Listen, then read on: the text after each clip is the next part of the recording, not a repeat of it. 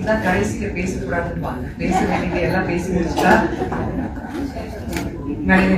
அமர்ந்திருக்கும். இங்க வந்திருக்கும் உங்கள் அனைவருக்கும் என்னுடைய மாலை வணக்கம். என்னுடைய உரையாற்றுக்கு முன்னாடி நம்முடைய மாநில தலைவர் அண்ணாமலை அவர்களுக்கும் கட்சியின் சார்பாக எல்லோருக்கும் எனக்கு இந்த வாய்ப்பு கொடுத்ததுக்கு நன்றி சொல்லிட்டு ஆரம்பிக்கிறேன். பட்ஜெட் பத்தி நம்ம பேசிட்டு இருக்கோம். பட்ஜெட் என்ன இருக்கு, எப்படி இருக்கணும்? இந்த பட்ஜெட் குறித்து நீங்க பாத்தீங்கன்னா பட்ஜெட்ல வந்து பல விஷயங்கள் இருக்கு. பல விஷயங்கள் இன்னைக்கு திமுக இருந்து பார்க்கும்போது நம்மளுடைய முதலமைச்சர் அவர்கள் பட்ஜெட்ல தமிழகத்தை பத்தி ஒரு துண்டு கூட இல்ல, ஒரு பட்ஜெட்ல ஒரு துண்டு கூட இல்லைன்னா சொல்லிட்டு இருக்காரு. யூபிஏ கவர்மெண்ட் 10 வருடங்கள் அவங்களுக்கு பட்ஜெட் கொடுத்தாங்களே, அதுல 2013 துண்டு இல்ல, ஒரு குண்டு தான் வெடிச்சது. அப்புறம் என்ன பண்ணாரு? ஒண்ணுமே பண்ணலையே. யாராவது பேசினாங்களா? நீங்க சொல்லுங்க. 2011 டாக்டர் கலைஞர் அவர்கள் திருப்பூருக்கு வந்தாரு. இங்க வந்த உடனே என்ன சொல்லிருக்காரு? அந்த தேர்தல்ல இங்க வந்து ஒரு ஆர்ட்ஸ் காலேஜ் திறக்கப்படும், இங்க வந்து ஒவ்வொரு இடத்துலயும் பெண்களுக்கு நான் வந்து ஒரு மாவட்டத்திலயும் ஒரு பெண்களுக்கு வந்து ஒரு பள்ளிக்கூடம் திறக்கப்படும் நான் சொல்லியிருந்தாங்க. இது வரைக்கும் பண்ணாங்களா? எதுவுமே பண்ணல. திமுக பட்ஜெட்ல திமுகக்காக இல்லைன்னா தமிழகத்துக்காக பட்ஜெட்ல எதுவுமே இல்ல முதலமைச்சர் அவர்கள் சொல்லும் போது ஒரு விஷயம் மட்டும் தெளிவாக புரியுது. ஒண்ணு, அவர் பட்ஜெட் ஃபுல்லா படிக்கல, இல்ல அவர் கணக்குல வீக். ரெண்டுத்துல ஏதோ ஒண்ணு உறுதியாக கணக்கு தெரிஞ்சிருந்தா இப்போ ப்ரொஃபசர் அவர்கள் தினகரன் அவர்கள் பேசியிருக்காரு, தெளிவாக பேசியிருக்காரு. மலர்கொடி அக்கா பேசினாங்க, தெளிவாக பேசுறாரு. ஆடிட்டர் அவர்கள் பேசியிருக்கிறாரு. படிச்சவங்க நல்லா தெளிவாக பேசியிருக்கிறார். நம்ம படிச்சவங்க கிடையாது, ஆனா நம்ம படிச்சுட்டு வந்துதான் பேசுவோம். அட்லீஸ்ட் புரிஞ்சுட்டு பேசணும். ஆனா முதலமைச்சர் அவர்கள் அது கூட பண்றது இல்ல. ஒரு துண்டுச்சிட்டு யாராவது எழுதி கொடுப்பாங்க, அதை பார்த்துட்டு சரி வயசுக்குள்ள ஒண்ணும் பண்ண முடியாது. இருந்தாலும் ஒரு முதலமைச்சர் முறையில அவர் என்ன பண்ணிருக்கணும்? இப்போ தமிழகத்துல வந்து எதுவுமே பண்ணல சொல்லிட்டு இருக்காங்க. 10 வருடங்கள் யூபிஏ கவர்மெண்ட் இருந்திருக்கு. அந்த யூபிஏ கவர்மெண்ட்ல 10 தடவை உங்களுக்கு பட்ஜெட் தாக்கல் செய்யும் போது எவ்வளவு கொடுத்தாங்க? தமிழகத்துக்கு எவ்வளவு வந்தது நீங்க நினைக்கிறீங்க? வெறும் 8053 கோடி மட்டும்தான். 8053 கோடி 10 வருடத்துல. ஆனா 11 வருடத்துல இந்த 11 பட்ஜெட்ஸ்ல இதுவரைக்கும் பாஜக சார்பாக சென்ட்ரல் கவர்மெண்ட் சார்பாக தமிழகத்துக்கு மட்டும் 1,70,70,000 கோடி கொடுத்தாங்க. இது எப்படி எதுவுமே தரலன்னு அவங்களால சொல்ல முடியும்? நேஷனல் ஹைவேஸ் சொல்லும் போது நேஷனல் ஹைவேஸ்க்கே வந்து இதுவரைக்கும் நீங்க எவ்வளவு வாங்கிருக்கீங்க? கிட்டத்தட்ட 47,000 கோடி உங்களுக்கு கொடுக்கப்பட்டிருக்கு வெறும் நேஷனல் ஹைவேஸ்க்கு.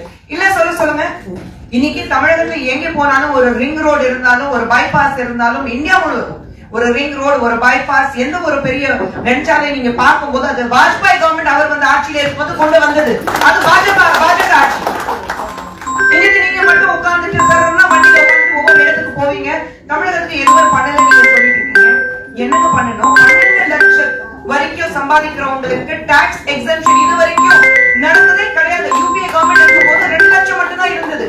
ஆனா இன்னைக்கு 12 லட்சம் வரைக்கும் நீங்க சம்பாதிக்கிறீங்கன்னா உங்களுக்கு டாக்ஸ் எக்ஸம்ஷன் இருக்கு.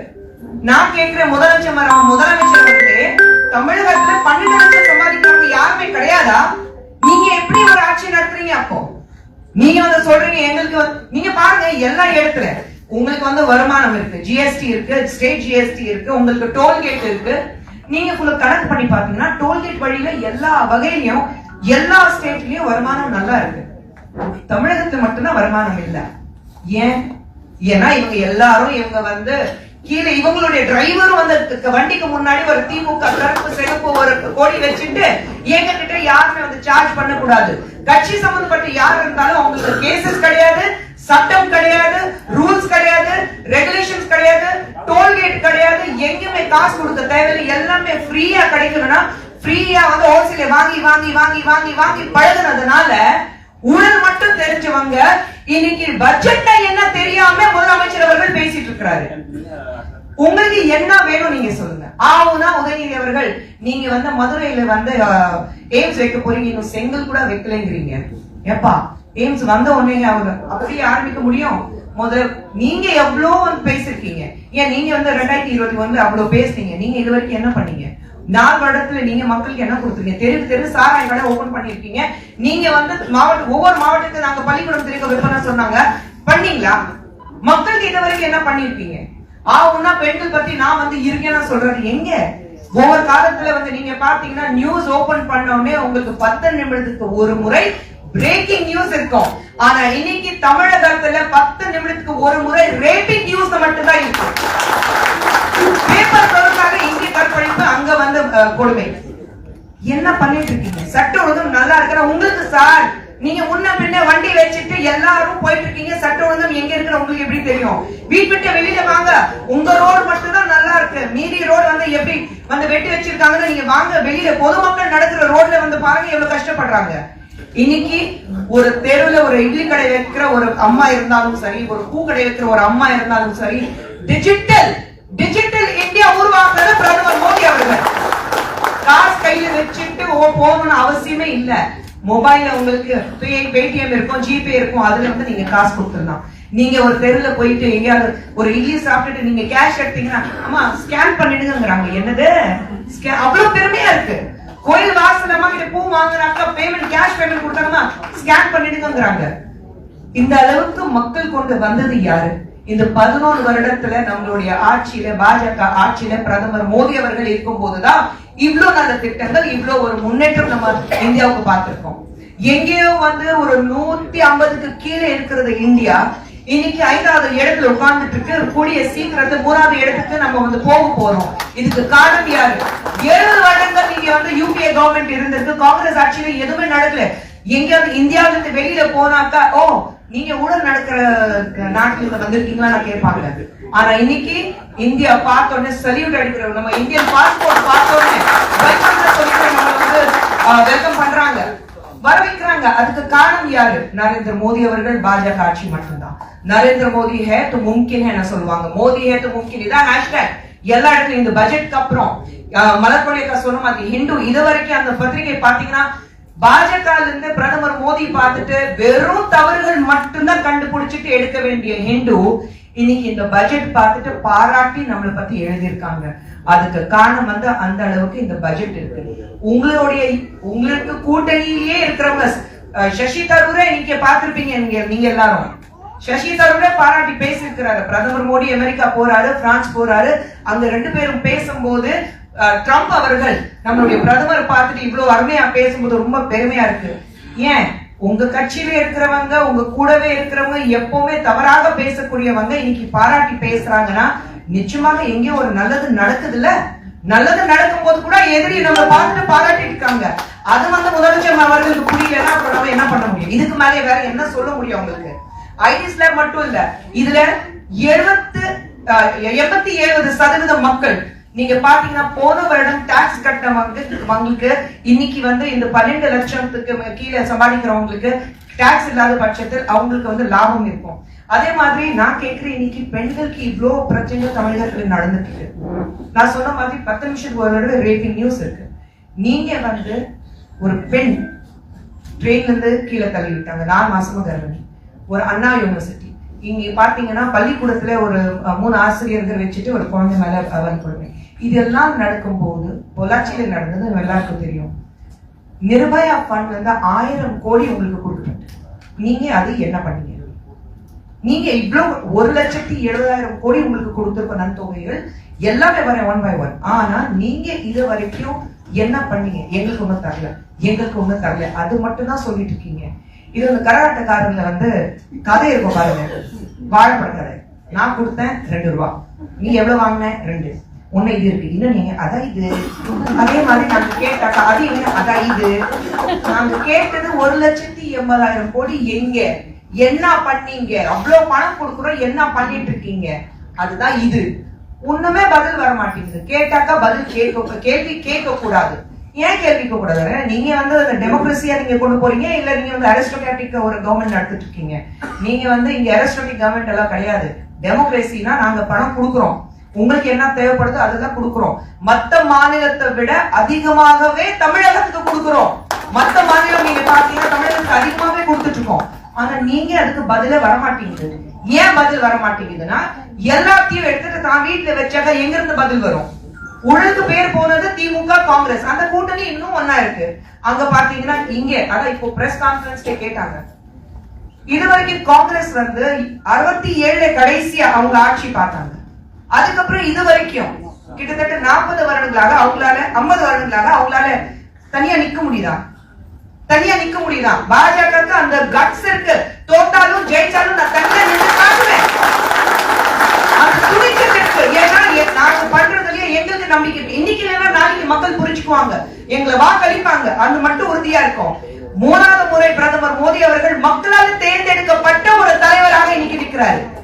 அப்போ நீங்க வந்து தமிழகத்தில் இருக்கிற மக்கள் வாக்களிப்பாங்க, எங்களை புரிஞ்சுக்குவாங்க.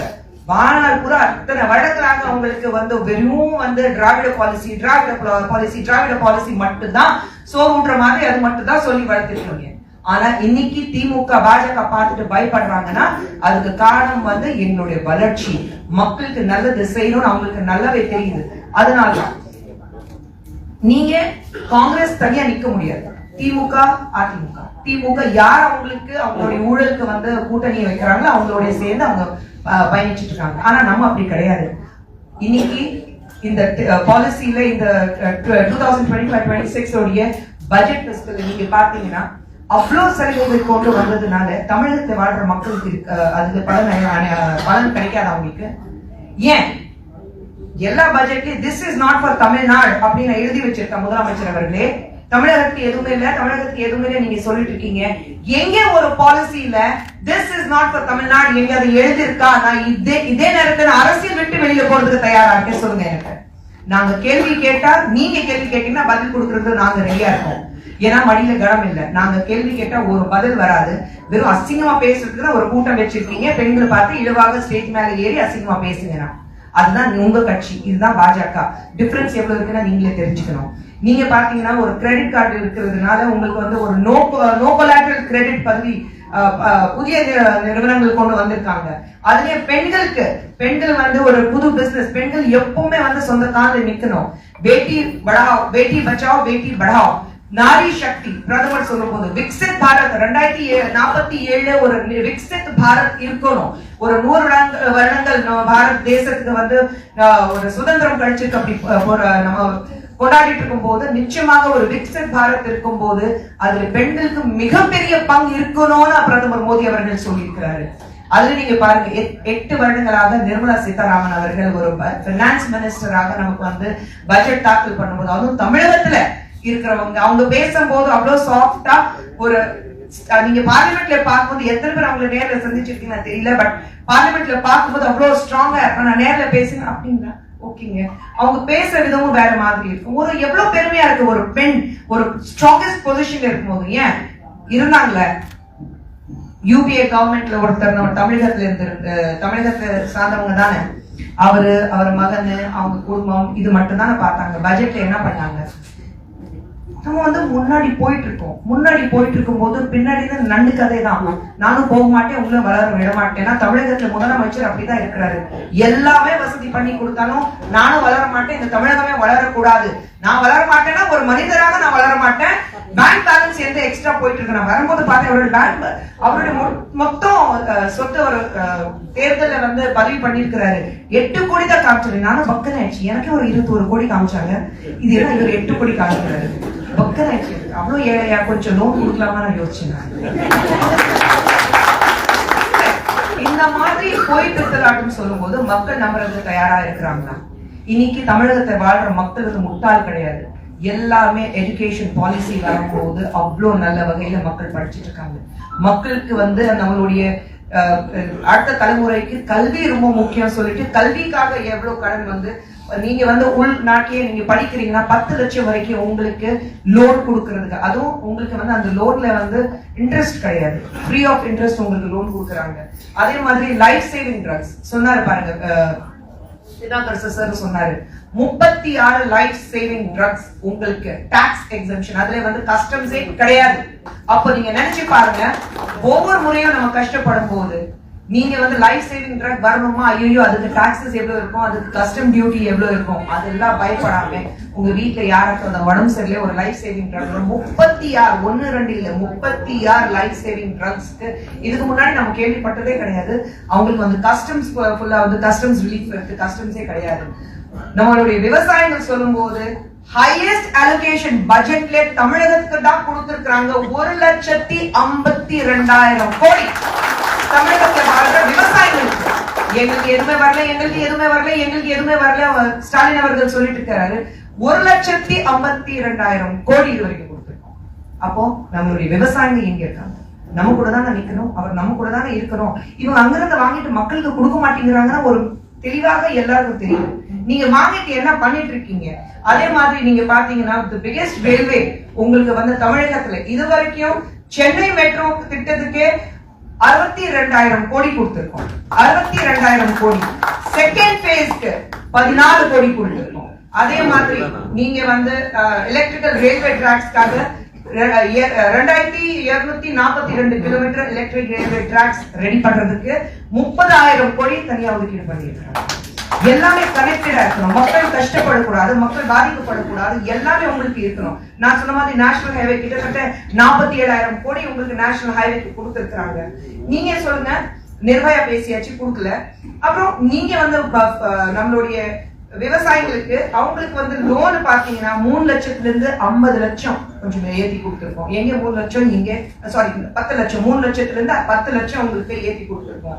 நான் டோல்கேட் சொல்லிட்டு உங்களுக்கு அவங்க வந்து ஃப்ரீ ஆஃப் காஸ்ட் போகணும்னு ஆசைப்படுறாங்க. எல்லாமே வசூல்ல தான் இருக்காங்க, கொடுக்குற மனசு இல்லை, கொடுக்கறதுக்கு மனசு இருக்கிறோம், அந்த வாங்குறதுக்குன்னா மனசு இருக்கு, அவங்களுக்கு ஒண்ணும் பண்ண முடியாது.